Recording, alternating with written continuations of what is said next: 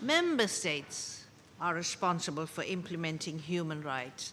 The UN's success or failure to promote and protect human rights hinges above all on the political commitment of member states. First and foremost, the political will of national authorities, and secondly, the will of member states at the UN. There is a tremendous gap. Even UN efforts that are fundamental to protecting human rights in development or to protecting lives in conflict may only receive very late or insufficient political support. When you dip your standards, when you have extraordinary rendition, when you have ambivalence or worse about torture, when you have an opening of Guantanamo Bay without regard for the Geneva Conventions, then when you have unlawful surveillance, what the war on terror has taught us is that we must uphold our human rights values and that established rights are at the core in order to win the minds and hearts of people. We've had more success in eradication of smoking in the UN building than in finalizing the question of gender equality. Hence my dilemma in trying to assess where we are today.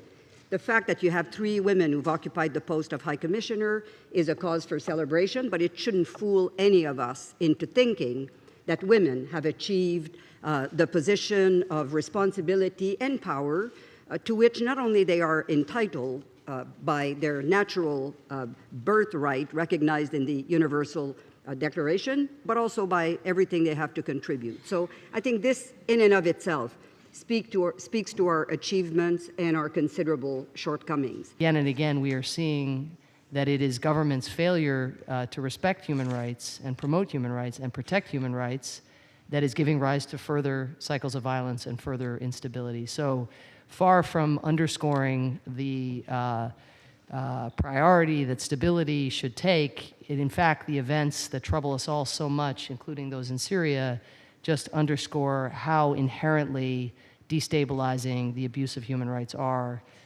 not only, of course, to the way that people live, but also to peace and security and stability. If every child born today was given a copy of the preamble of the Universal Declaration, they may take it at face value that all human beings are born free and equal in dignity and rights. But by age maybe 10, certainly 15, I think they would challenge that proposition for lack of evidence.